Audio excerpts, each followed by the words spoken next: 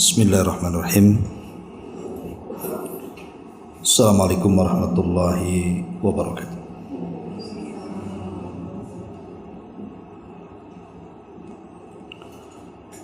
Alhamdulillah wassalatu wassalamu ala Rasulillah wa ala alihi wa sahbihi wa mawalah wa la hawla wa la quwata illa billahi wa ba'du.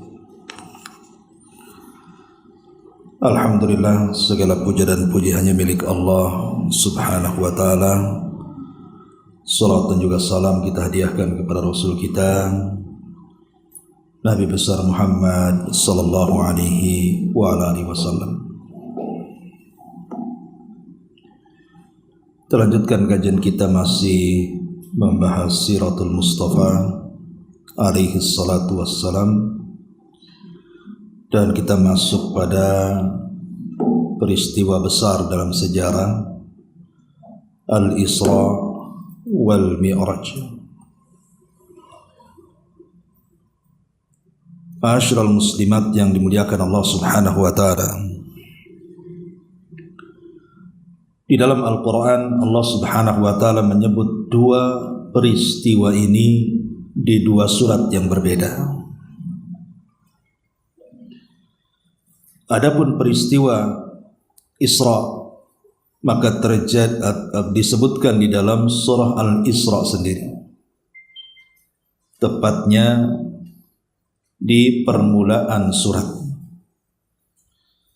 di mana Allah Subhanahu wa taala mengatakan subhanalladzi asra bi 'abdihi lailan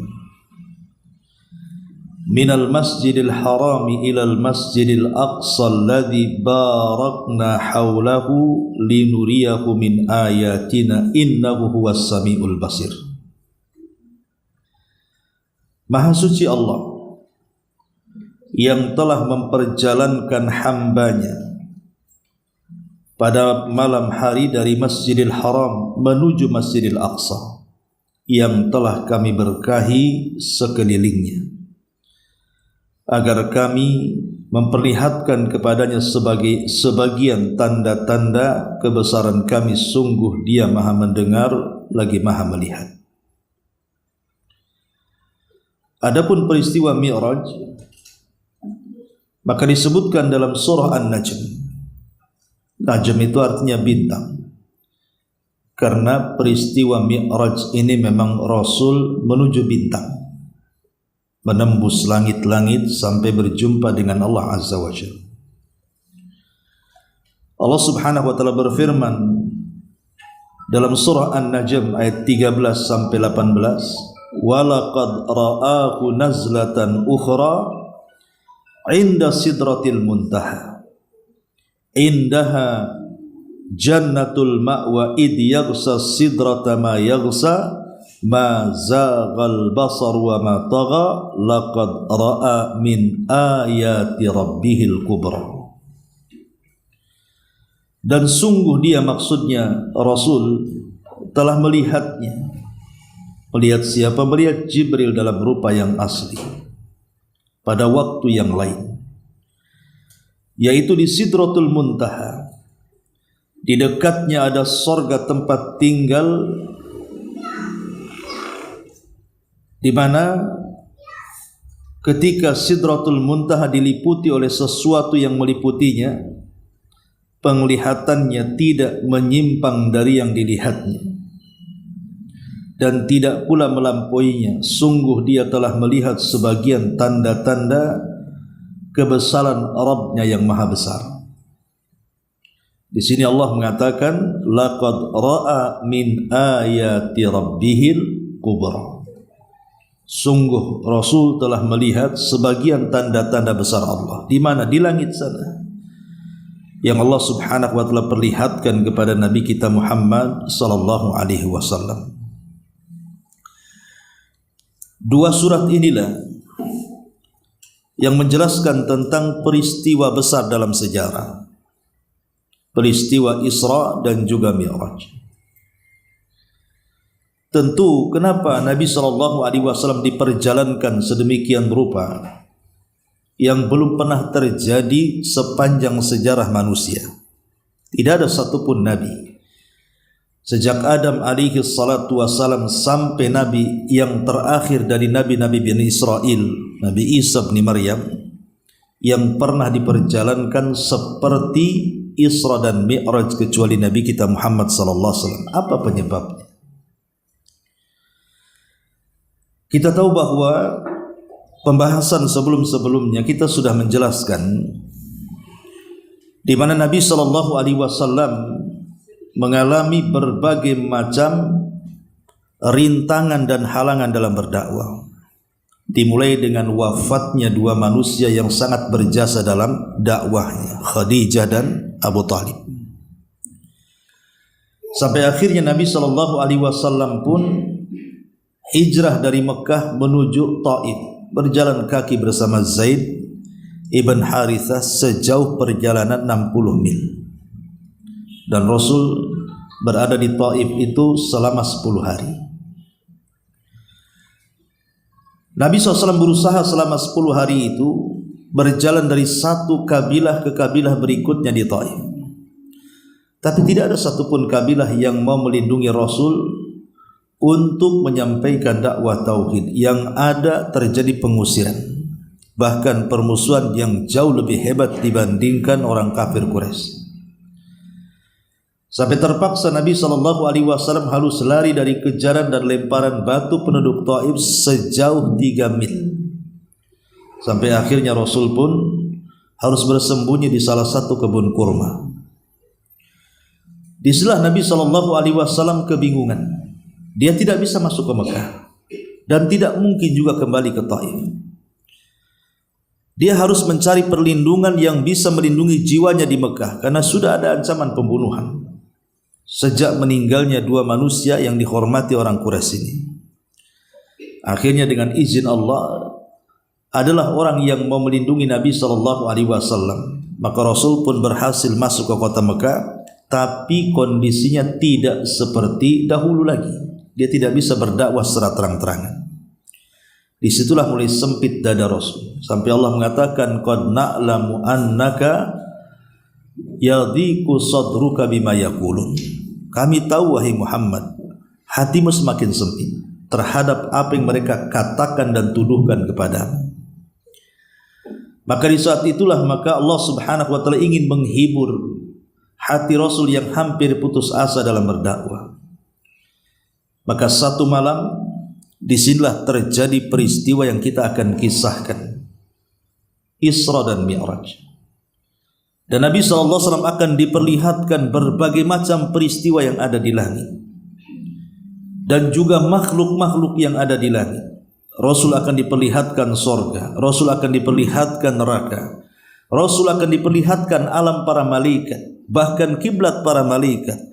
Dan yang lebih spektakulernya adalah Nabi akan berjumpa dengan Allah Subhanahu wa ta'ala.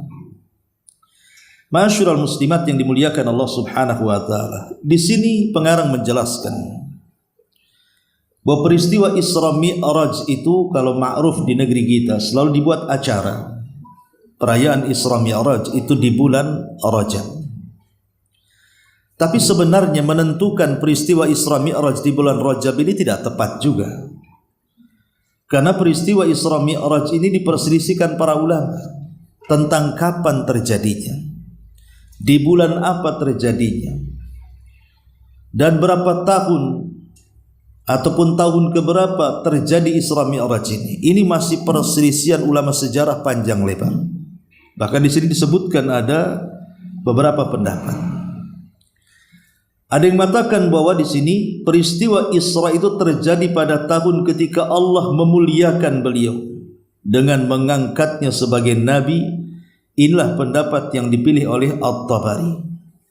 Jadi justru peristiwa Isra Mi'raj menurut Imam At-Tabari ketika Rasul diangkat menjadi nabi. Bersamaan dengan itu Rasul melakukan perjalanan Isra Mi'raj. Kemudian yang kedua, ada yang mengatakan bahwa peristiwa ini terjadi 5 tahun setelah diutusnya beliau. Dan ini pendapat Al-Imam An-Nawawi dan Al-Imam Al-Qurtubi. Ada juga yang mengatakan bahwa peristiwa Isra Mi'raj itu terjadi pada malam 27 Rajab, tahun ke-10 kenabian. Dan pendapat ini dikuatkan oleh Al-Allamah Al-Mansur Furi. Kemudian juga yang keempat, peristiwa ini juga terjadi pada 16 bulan sebelum hijrah, tepatnya pada bulan Ramadan tahun ke-12 kenabian. Bahkan ada yang mengatakan bahwa peristiwa ini terjadi 1 tahun atau 1 tahun 2 bulan sebelum hijrah, tepatnya di bulan Muharram tahun ke-13 kenabian. Bahkan yang terakhir kata beliau, peristiwa ini terjadi 1 tahun sebelum hijrah, tepatnya pada bulan Rabiul Awal tahun ke-13 kenabian. Lihat di sini dari segi bulan saja, para ulama berselisih pendapat. Ada yang mengatakan di bulan Rajab, ada yang mengatakan di bulan Rabiul Awal, ada yang mengatakan di bulan Muharram, ada yang mengatakan di bulan Ramadan. Ini dari segi bulan sudah berbeda. Dari segi tanggal juga sama. Ya, ada yang mengatakan tanggalnya 27, ada yang mengatakan tanggal yang lainnya. Bahkan dari tahun saja sudah berbeda. Ada yang mengatakan 1 tahun sebelum hijrah, ada yang mengatakan 2 tahun sebelum hijrah, ada yang mengatakan 16 bulan, macam-macam. Dari sini kita tidak bisa memastikan, karena banyaknya pendapat ulama sejarah tentang kapan terjadinya peristiwa besar ini. Sehingga untuk merayakan peristiwa besar ini tidak bisa ditentukan di bulan Rajab, karena dari segi bulan saja macam-macam pendapat para ulama.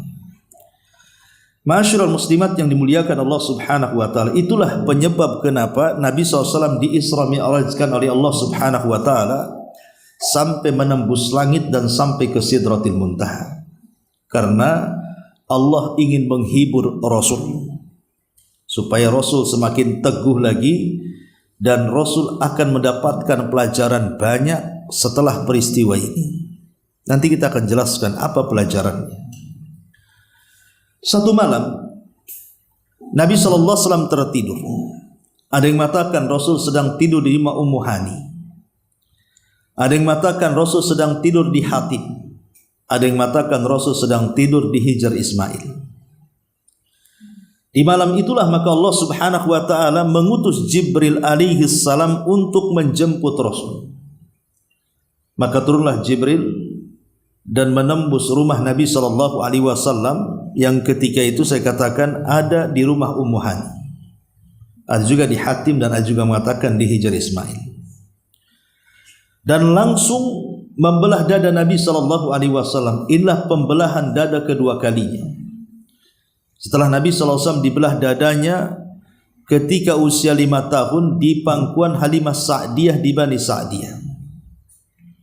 Setelah itu maka tidak terjadi pembelahan dada. Ada yang mengatakan terjadi kedua kali saat Rasul diangkat menjadi Nabi, dan ini yang ketiga kalinya. Tapi pendapat yang kuat wallahu alam, maka pembelahan dada itu cuma terjadi 2 kali, saat di usia 5 tahun dan saat peristiwa spektakuler Isra Mi'raj ini. Setelah kemudian dibelah dadanya, dikeluarkan jantungnya, kemudian dicuci dari air zam-zam di bejana emas dan diisi hikmah-hikmah yang banyak dan kebijaksanaan, baru kemudian dimasukkan kembali dan dijahit kembali. Kenapa harus dibelah dadanya? Karena Nabi SAW akan diangkat ke langit, akan melihat banyak peristiwa besar di langit, akan melihat keajaiban-keajaiban langit dan makhluk-makhluk yang dirahasiakan Allah sebelumnya di langit. Kalau Rasulullah SAW tidak dibelah dadanya dan tidak dibersihkan, khawatir Rasul tidak bisa mengambil pelajaran. Khawatir Rasul akan mengalami ketakutan hebat di langit sana. Maka harus dibersihkan betul-betul bersih dan dimasukkan hikmah ke dalamnya. Makanya inilah kemudian alasan kenapa harus dibelah dada kembali kedua kalinya. Karena Rasul akan melihat sesuatu yang belum pernah dilihat sebelumnya. Baru setelah itu Nabi SAW bersama Jibril dibawa keluar, dan Allah Subhanahu wa taala sudah memerintahkan satu makhluknya di bumi, tunggangan para nabi, yang disebut dengan buraq. Buraq ini secara postur tubuh dia lebih kecil dibandingkan kuda, tapi lebih besar dibandingkan keledai, dan memiliki perawakan panjang dan berwarna putih, dan di malam hari akan bercahaya. Dalam riwayat Bukhari, sekali langkah itu sejauh mata memandang. Itulah binatang para nabi yang disediakan Allah Subhanahu wa taala. Lah ketika Nabi SAW hendak menunggangi buraq, dalam hadis yang lemah disebutkan bahwa yang namanya binatang tunggangan dan tidak pernah ditunggangi siapapun, tentu ketika hendak ditunggangi dia tidak mungkin mau. Kayak kuda liar mau ditunggangi, kalau tidak dilatih tidak akan ada yang bisa naik, pasti dia ngamuk. Itu kan wataknya binatang seperti itu. Lah buraq juga sama. Buraq awalnya tidak mau ditunggangi Nabi SAW karena bagi dia orang asing dan tidak pernah menunggang sebelumnya. Tapi Jibril alaihi salatu wassalam mengatakan kepada buraq, "Ya buraq, ma rakiba ahadun aqram min Muhammadin sallallahu alaihi wasallam." Wahai buraq, tidak ada manusia yang akan menunggangi dirimu yang lebih mulia dibandingkan Muhammad. Diam kau wahai buraq.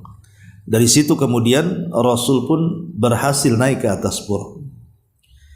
Selesai kemudian naik di atas buraq, maka melesatlah dua makhluk Allah mulia ini. Menuju mana? Menuju ke Palestina. Ada yang mengatakan bahwa saat perjalanan Rasul dengan Jibril di atas buraq itu, maka Nabi SAW kemudian disinggahkan di dua tempat suci. Pertama di Bethlehem. Bethlehem itu tempat kelahiran Isa bin Maryam. Yang kedua di Bukit Tur, tempat wahyu Allah turun kepada Musa alaihi salatu wassalam. Jadi Nabi SAW disinggahkan di tempat-tempat suci, di tempat-tempat di mana diturunkan para nabi di situ. Karena Nabi sendiri berasal dari Mekah. Kemudian juga Bethlehem asalnya Isa bin Maryam. Kemudian Bukit Saina, disitulah Musa diangkat menjadi nabi. Dan Rasul akan singgah di Masjidil Aqsa. Dan tempat-tempat yang disinggahi itu dijadikan sumpah dalam Al-Quran. Wattini wazzaitun wa turi sinina wa hadzal baladil amin. Wattin artinya demi tumbuhnya tin. Tin itu semacam buah tin dan itu tumbuh di Syam. Ya. Begitu juga zaitun. Ada yang mengatakan di Irak, ada yang mengatakan di Syam. Kemudian wa turi sinin di Mesir. Wa hadzal baladil amin maksudnya di Mekah.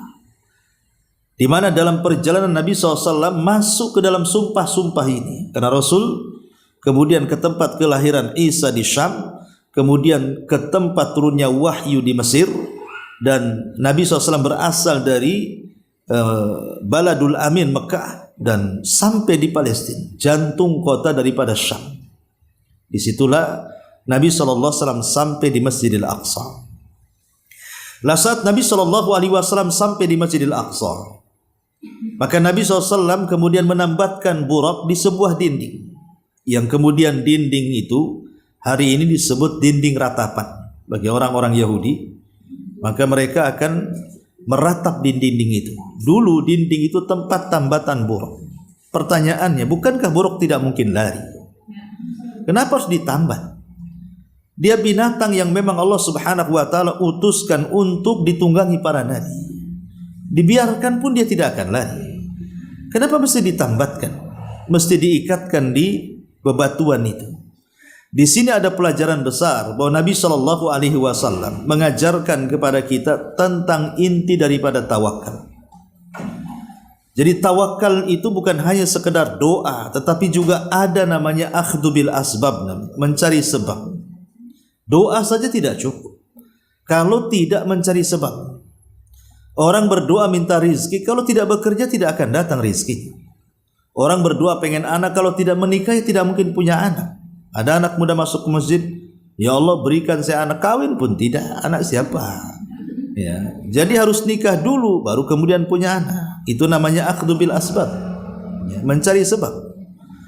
Makanya Nabi SAW menambatkan borok itu. Walaupun borok itu tidak akan kemana-mana sebenarnya, tetapi dalam rangka mengambil sebab, karena nanti juga Rasul akan pulang lewat borok, kan gitu. Makanya borok itu ditambatkan. Itulah pentingnya kita tawakal kepada Allah Subhanahu wa taala dengan berdoa, i'timadul qalbi ala Allah, menyandarkan hati kepada Allah, ma'a akhdhi bil asbab, beriringan dengan itu ambil sebab. Lah kemudian setelah menambatkan borak, kemudian Rasul sallallahu alaihi wasallam masuk ke dalam Masjidil Aqsa, masjid yang dibangun oleh Sulaiman alaihi salatu wassalam ini.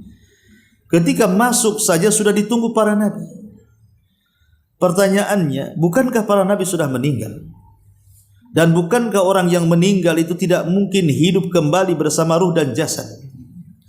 Maka ulama menjawab, boleh jadi mungkin para nabi itu datang ke masjid itu dalam bentuk ruh, yang kemudian ruh itu digambarkan di hadapan Rasul, seolah-olah Rasul sedang mengimami semua para nabi yang ada di Masjidil Aqsa itu. Jadi digambarkan kepada Rasul. Lah setelah kemudian Nabi SAW kemudian mengimami solat bagi para nabi dan Rasul, apa hikmahnya? Ada yang mengatakan bahwa kenapa Nabi SAW memimpin solat, seolah-olah para nabi dan Rasul itu hendak mewakilkan estafet dakwah tauhid kepada nabi akhir zaman. Makanya bentuk estafet terakhir di mana tidak ada nabi setelah Nabi SAW, maka dialah nabi yang terakhir yang akan terbebani dengan dakwah tauhid, sebagaimana sebelumnya dibebankan kepada setiap para nabi dan Rasul sebelumnya. Dan dengan Nabi SAW solat di belakang para nabi itu menunjukkan bahwa di mana ajaran Islam akan sampai kepada para nabi yang ada di belakangnya.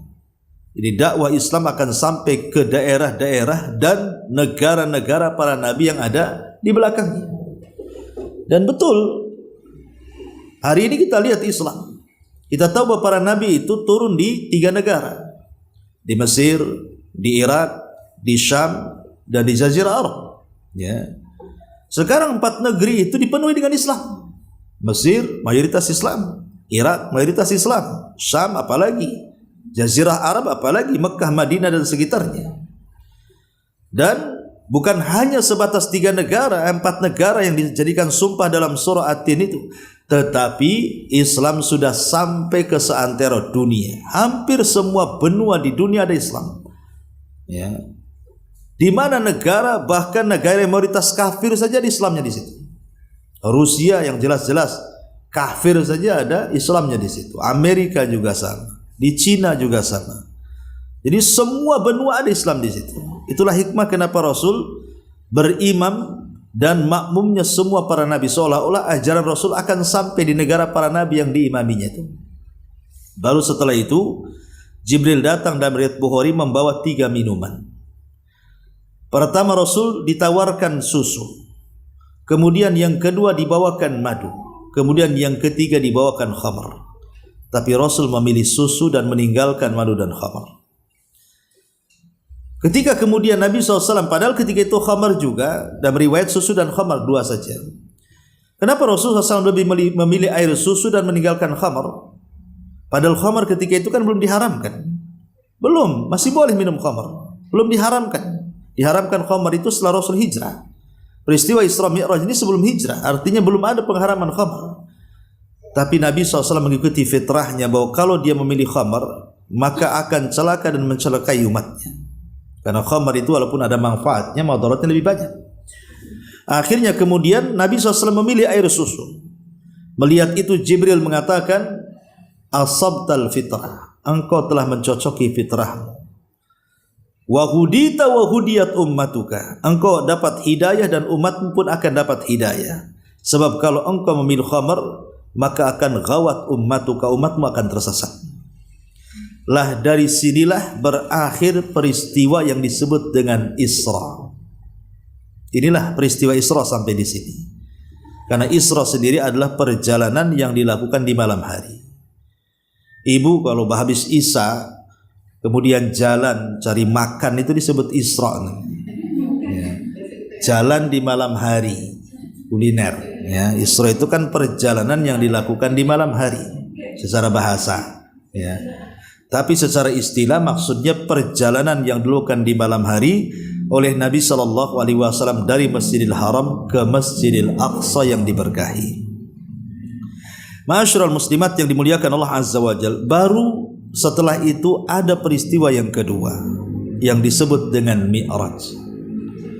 Mi'raj ini diambil dari kalimat araj. Araj itu artinya semacam tangga. Ya, semacam tangga. Kalau di mall itu diistilahkan dengan lift atau eskalator. Itu namanya araj. Mi'raj itu tempat naik ke atas. Ya. Lah Nabi SAW diizinkan oleh Allah Subhanahu wa taala untuk naik ke atas. Bagaimana caranya? Dibawa oleh Jibril. Jibril yang membawa Nabi SAW naik ke atas langit. Maka Nabi SAW kemudian diangkat oleh Jibril naik ke atas langit. Ketika sampai di langit pertama, maka Jibril mengetuk pintunya, karena langit itu berbentuk bangunan, ada pintunya. Wa futihatis sama fakanat abwaba. Langit itu ada abwab, ada pintu. Tidak sembarang orang naik ke langit. Dan tidak ada orang yang bisa naik ke langit kecuali dengan izin Allah dan kuasa Allah. Sehingga sering saya katakan, kalau dulu ada kisah Neil Armstrong naik ke bulan, bisa iya, bisa tidak. Bisa iya, bisa tidak. Kenapa iya, kenapa tidak? Kalau maksudnya bulan itu di bawah langit, ya, Neil Armstrong bisa naik ke bulan, karena kan di bawah langit. Tapi kalau Neil Armstrong naik ke bulan dan posisi bulan di atas langit, mustahil Neil Armstrong naik ke bulan, karena langit itu bentuk bangunan, harus ada pintunya. Neil Armstrong harus lewat pintunya. Tapi kalau di bawah langit, ya mungkin, karena di bawah langit tidak ada pintu, siapapun bisa naik, ya kan? Tetapi itu pun masih menjadi perselisihan orang-orang cerdas, orang-orang pakar, orang-orang pintar. Apakah betul Neil Armstrong sampai ke bulan atau tidak, kan masih diperselisihkan. Ada yang percaya, ada enggak, kan itu ya. Yang enggak percaya berhujah juga. Enggak mungkin lah naik ke bulan katanya. Alasannya pesawat yang ngapit dia saja ada 2 pesawat, lepas satu, sampai di sana bingung mendarat di mana dia mendarat. Pada bandara Hang Nadim di bulan tuh. Ya. Mana caranya? Pulangnya cemana? Ya. Jadi berangkatnya gimana, pulangnya gimana? Itu kan tidak dijelaskan. Belum lagi bendera yang ditancapkan berkibar-kibar pada kedap oksigen macam-macam kan. Oh, itu ada yang mengatakan itu film Hollywood dan lain-lainnya kan. Macam-macam cerita. Ya ada juga yang meyakini mungkin saja dia naik ke bulan. Ya. Tetapi ada sebagian ulama Islam menolak, seperti Imam Shinqiti dalam kitab Adwa'il Bayan menolak. Ya, karena menukilkan firman Allah surah Ar-Rahman, ya ma'syaral jinni wal insi in istata'tum an tanfudhu min aqtaris sama'i wal ardi fanfudhu la tanfuduna illa bisultan. Hei jin dan manusia, kalau kalian ingin naik ke langit, naiklah ke langit sana. Kalian tidak akan bisa kecuali karena kuasa Allah. Ya, kalau kuasa Allah bisa seperti Rasulullah, karena memang Allah yang berkuasa menaikkan Rasul lewat Jibril naik ke langit. Neil Armstrong itu kan tidak bentuk kuasa Allah. Tapi okelah kalau seandainya pun benar kan gitu, nggak ada manfaatnya juga. Karena Armstrong itu turun dari bulan bawa tanah, sementara Rasul turun dari Sidratil Muntaha bawa solat kan itu. Nah, mending mana solat apa tanah di bulan? Tanah di mana-mana ada kan gitu ya. Tapi solat kan ibadah. Tapi anehnya ada orang yang kemudian membanggakan Neil Armstrong dan menghina Islam dan mengatakan orang sudah sampai ke bulan kok masih belajar toharoh saja katanya. Orang sudah sampai ke bulan masih darah haid aja dibahas katanya. Orang sampai di bulan masih itu yang dibahas. Kan ada orang-orang yang mengatakan gitu kan. Rasul lebih hebat lagi daripada Neil Armstrong. Neil Armstrong sampai ke bulan, Rasul sampai ke Sidratil Muntaha lagi. Ya, kemudian kalau mereka mengatakan, itu kan cerita-cerita kalian. Lah sama juga, Neil Armstrong juga cerita kalian, karena pembuktiannya juga susah juga. Dia berangkat sama siapa saksinya, belum lagi teori yang menabrak dia dan begitu seterusnya. Maka itu namanya konspirasi orang kafir, membanggakan dirinya bahwa mereka lebih hebat dibandingkan kaum muslimin. Ma'asyiral muslimin, muslimat yang dimuliakan Allah Azza wa Jalla. Intinya Rasul kemudian naik ke langit pertama dengan izin para malaikat penjaga pintu langit. Disitulah Rasul berjumpa dengan bapak kita semuanya, Adam alaihi salam, yang tingginya itu 60 hasta, lebarnya 7 hasta. Artinya kalau dibuat meteran itu tinggi Adam itu 30 meter, kemudian lebarnya itu 3,5 meter, dan besar kan. Itu kalau datang ke tailor buat baju itu berapa kainnya banyak tuh ya kan. Maka di Saudi itu kan ada jubah Nabi Adam tuh. Maksudnya kalau Adam hidup jubahnya kayak gitu. Termasuk sepedanya juga ada kan. Rupanya dari Jogja kan itu. Artinya bahwa replika itu kalau Adam ada segede ginilah sepedanya gitu ya. Segede ginilah jubahnya saking besarnya. Ya, tapi kita juga akan seperti Adam kalau Allah takdirkan masuk surga.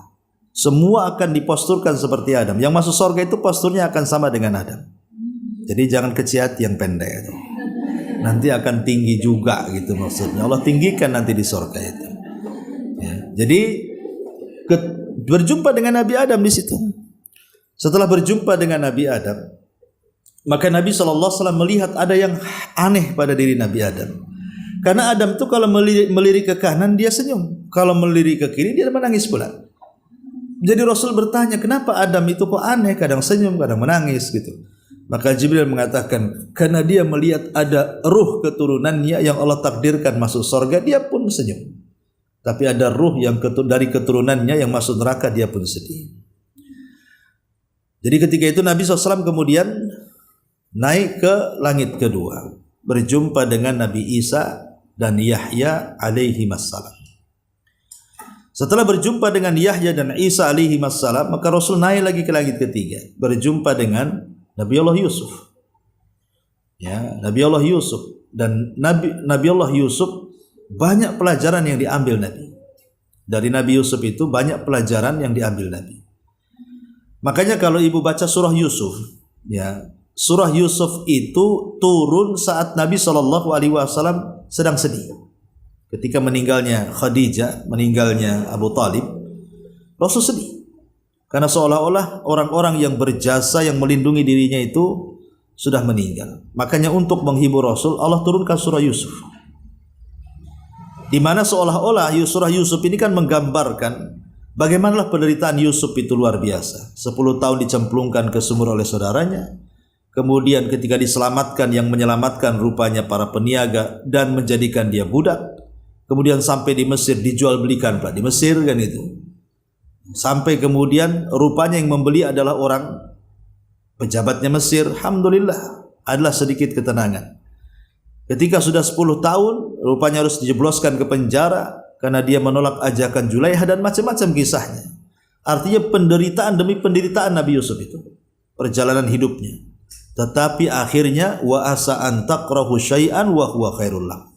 Terkadang apa yang Anda anggap benci rupanya itu ujungnya sebuah kebaikan dari Allah.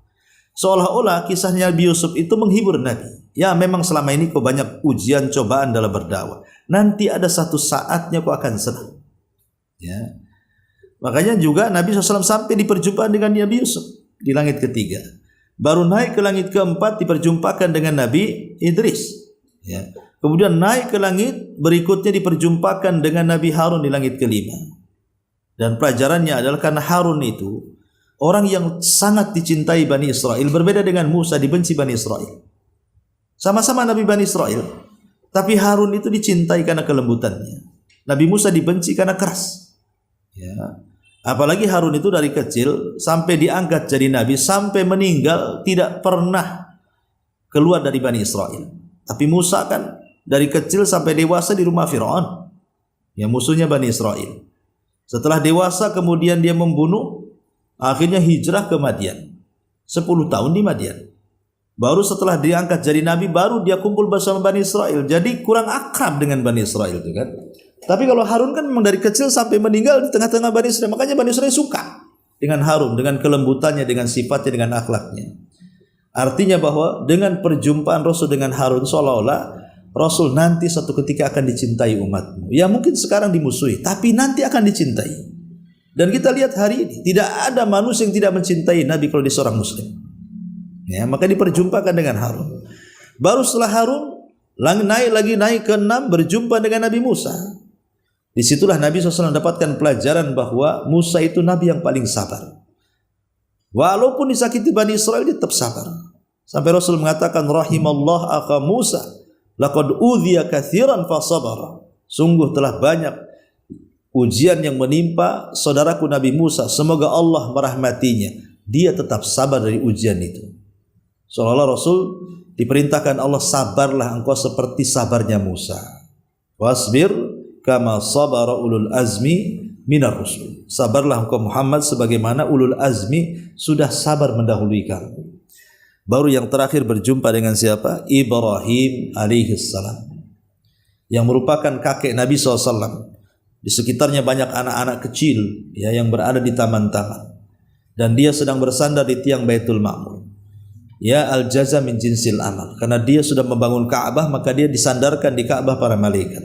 Dan di sekitarnya anak-anak kecil. Ada yang mengatakan anak-anak kecil itu anaknya orang-orang kafir yang mati di waktu bayi, karena mereka masih fitrah, belum berbuat dosa. Makanya mereka tetap masuk surga menjadi anak-anak. Dan di sekitar Nabi Ibrahim ya, ramai anak-anak orang-orang kafir yang meninggal ketika bayi. Ma'asyiral muslimat yang dimuliakan Allah Azza wa Jalla, baru dari situ Nabi SAW diperlihatkan Baitul Ma'mur. Karena kan sudah dekat, tiangnya kan jadi sandaran Nabi Ibrahim. Atasnya Baitul Ma'mur. Baitul Ma'mur itu Ka'bahnya para malaikat. Jadi Ka'bah para malaikat yang setiap hari kata Rasul 70.000 malaikat masuk tawaf, kemudian sehari itu mereka ibadah, kemudian keluar dan tidak pernah kembali. Besoknya masuk malaikat yang berbeda dengan jumlah yang sama 70.000, kemudian tawaf satu hari, kemudian setelah itu keluar dan tidak kembali. Besoknya lagi datang malaikat dengan jumlah yang sama, kemudian pergi dan tidak kembali. Menunjukkan apa? Banyaknya jumlah malaikat. Siapa yang bisa menghitung jumlah para malaikat? Wa may ya'lamu junuda rabbika illahu, kata Allah. Tidak ada yang tahu jumlah malaikat kecuali Allah. Saking banyaknya tentara Allah. Makanya kenapa Allah Subhanahu wa taala tidak berhajat dengan kita manusia? Kita yang berhajat dengan Allah. Tentara dia sudah banyak di langit.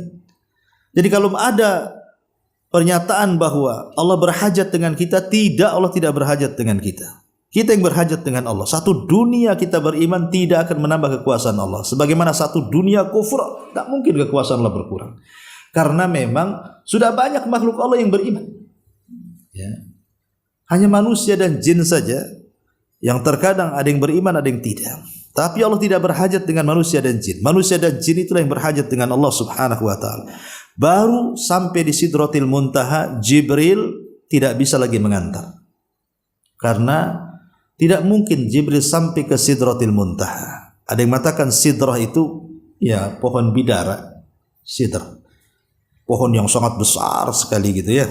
Dan muntaha itu akhir dari ilmunya manusia. Sampai di situ. Rasul akan ujung di situ, ilmunya makhluk sampai di situ. Ya. Ada yang mengatakan bahwa disebut muntaha itu karena akhir amalan-amalan manusia akan tergantung di situ. Kan setiap Senin dan Kamis amalan kita diangkat. Kemudian Allah melihatnya. Sampai di mana amalan itu diangkat? Sampai di Sidratul Muntaha, digantung di pohon itu. Dan Allah melihatnya. Ya, jadi itu akhir dari ilmu makhluk, ada yang mengatakan begitu, ada yang mengatakan akhir dari perjalanan amal saleh yang diangkat malaikat terakhir sampai di situ. Tapi Jibril tidak bisa naik ke situ. Sehingga kemudian Jibril pun merubah bentuknya, itulah yang disebutkan dalam surah An-Najm tadi. Laqad ra'ahu inda sidratil muntaha tadi. Rasul melihat kedua kalinya Jibril dalam bentuk asli merubah dirinya menjadi makhluk yang bersayap. 600 sayap yang terbentang satu sayap aja antara barat dan timur, atau dengan istilah hadis itu saddal ufuk, menutupi langit. Ya.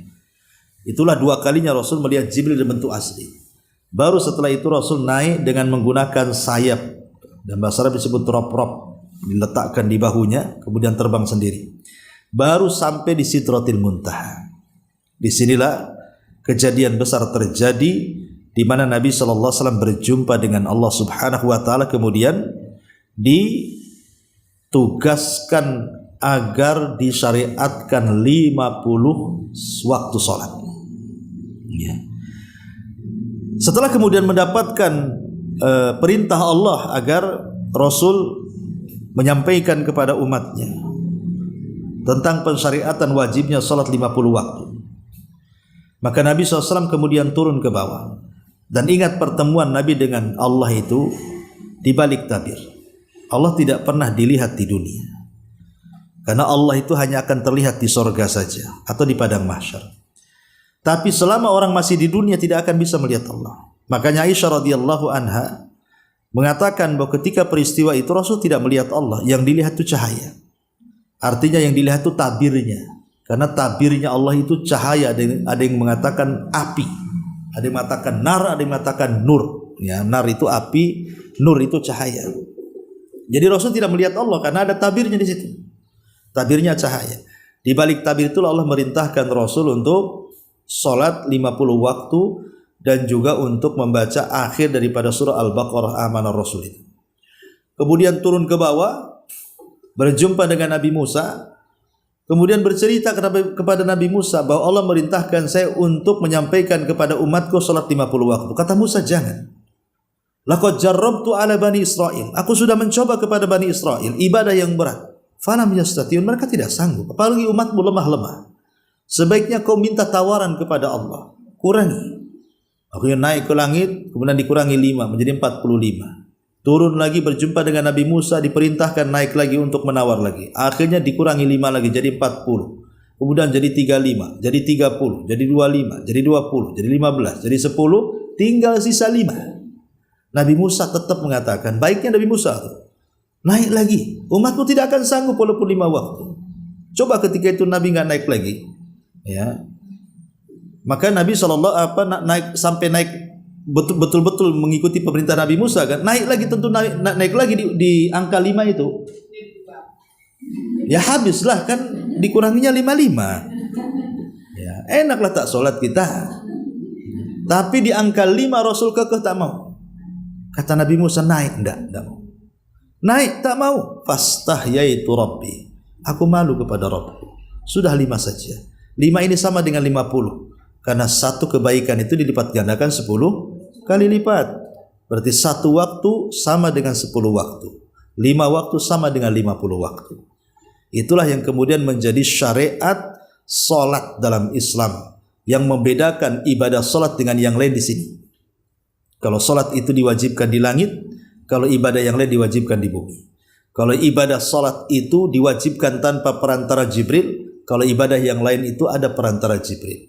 Kalau ibadah salat itu ibadah undangan langsung dari Allah dalam peristiwa Mi'raj, kalau ibadah yang lain tidak. Itulah bedanya ibadah salat dengan yang lainnya. Jadi ibadahnya tanpa perantara, diwajibkannya di langit dan dalam bentuk undangan. Makanya kenapa salat dalam Islam itu sangat mulia, pembeda antara mukmin dan kafir. Maka jangan pernah meninggalkan salat 5 waktu, karena itulah kewajiban yang siapa meninggalkannya bisa kufur.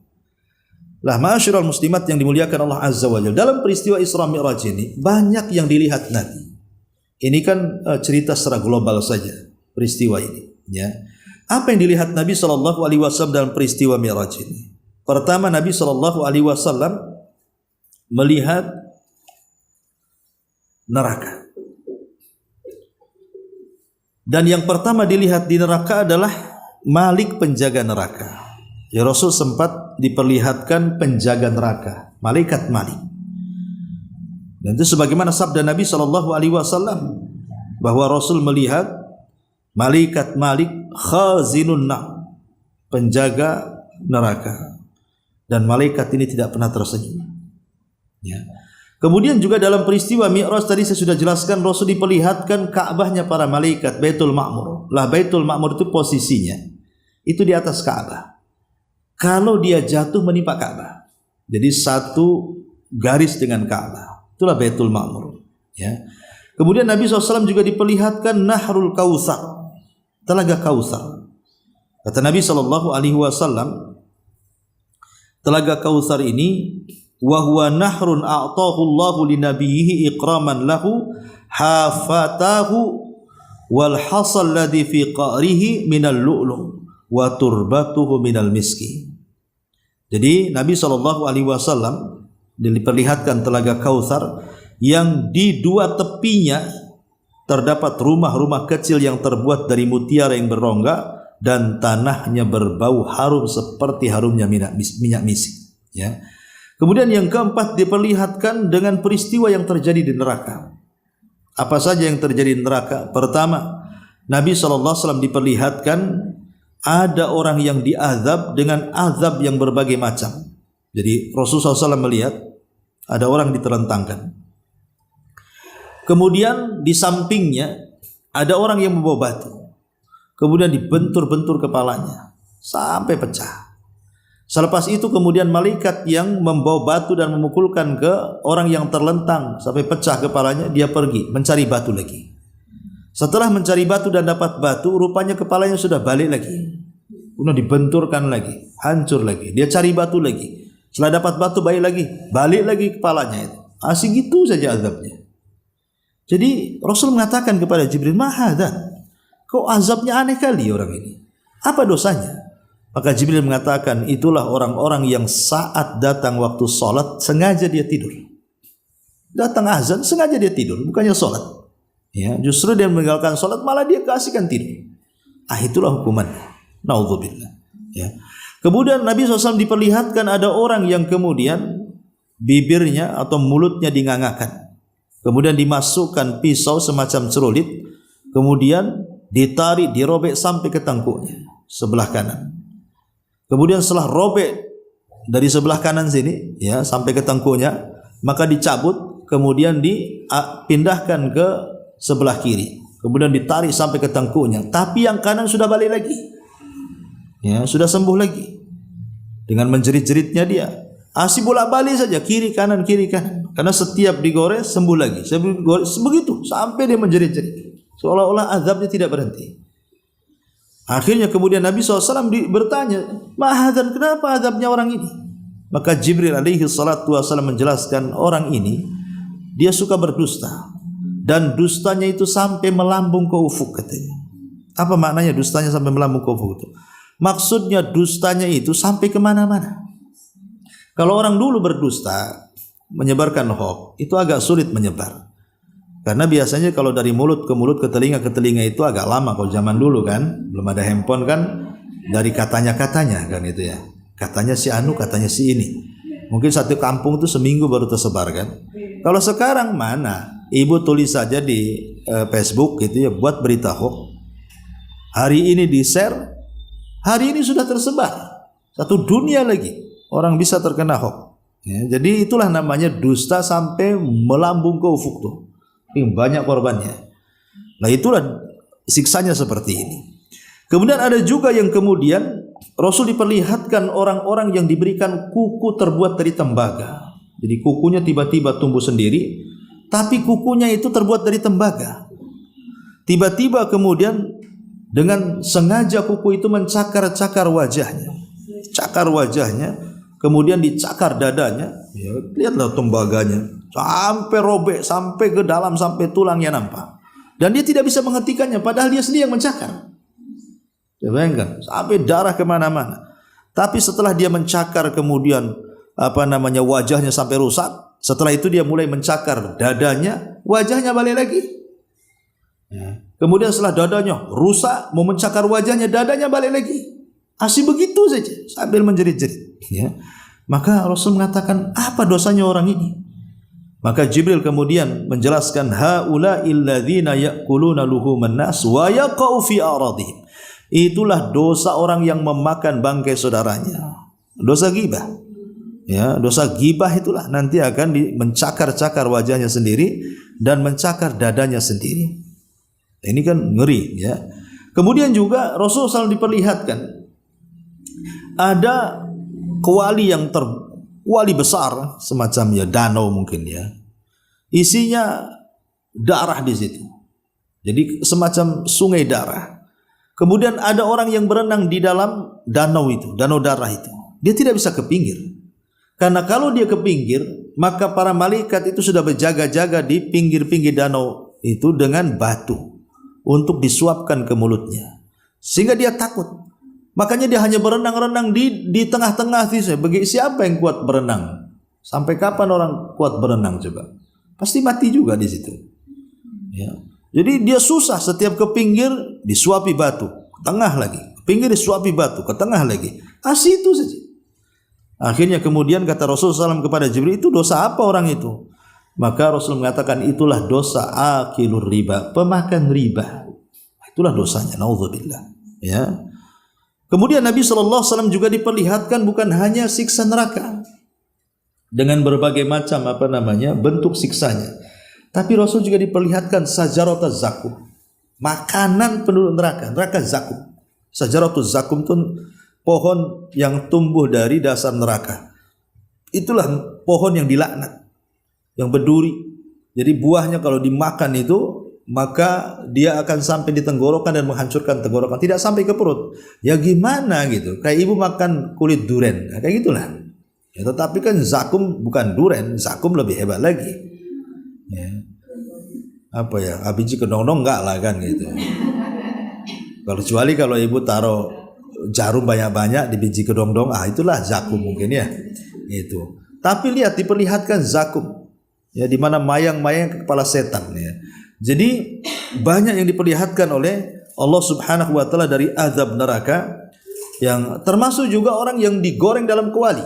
Dijelaskan kan ada orang yang digoreng dan di kuali itu telanjang, rupanya itulah para pezina. Sengaja kuali itu dibakar dari bawah, kemudian ada laki-laki dan perempuan yang telanjang, kepanasan dalam kuali itu. Setelah ditanya siapa mereka dan azabnya apa, maka Jibril mengatakan itulah az-zaniyah, az-zani waz-zaniyah, laki-laki yang berzina dan wanita yang berzina. Sebagaimana dia merasakan kenikmatan dari kepala sampai kaki, maka dia akan merasakan azab dari kepala sampai kaki. Jadi itulah juga di antara azab-azab yang diperlihatkan oleh Allah kepada Nabi dalam peristiwa Isra dan Mi'raj itu. Ya. Bahkan dalam riwayat juga banyak yang diperlihatkan Rasul, seperti dalam riwayat Bukhari. Ya. Kata Nabi SAW, ra'aitu lailata usriya bi Musa rajulan Adam tuwalan ja'dan ka'annahu min rijali sanu'ah wa ra'aitu Isa rajulan marbu'a al-khalqi ilal khumrah wal bayad sabita ra'si wa ra'aitu malika khazinal nari wad dajjal fi ayati arahunna Allah iyahu fala takun fi miryatin min liqa'i. Kata Nabi SAW, pada malam Isra aku melihat Musa yang berkulit sawo matang, tinggi, kemudian rambutnya keriting, seolah-olah pemuda Sanu'ah, kabilah dari Qattan, itu warnai kulitnya hitam kayak. Ya. Kemudian aku juga melihat Isa sebagai seseorang yang sederhana, tinggi badannya, mempunyai warna kulit yang sederhana antara merah dan putih. Ya. Dan juga aku diperlihatkan penjaga neraka, maksudnya Malik. Ya. Kemudian juga aku diperlihatkan Dajjal. Jadi Dajjal diperlihatkan seperti ini. Ya. Jadi Rasul diperlihatkan Dajjal, rupanya bentuknya bahwa Dajjal di akhir zaman akan muncul seperti itu. Jadi Nabi SAW diperlihatkan macam-macam, termasuk juga Rasul diperlihatkan surga, bahkan masuk ke dalam surga. Kalau neraka kan diperlihatkan, karena tidak mungkin Rasul masuk neraka, terbakarlah kan gitu. Jadi hanya diperlihatkan saja. Tapi kalau surga Rasul masuk. Rasul masuk.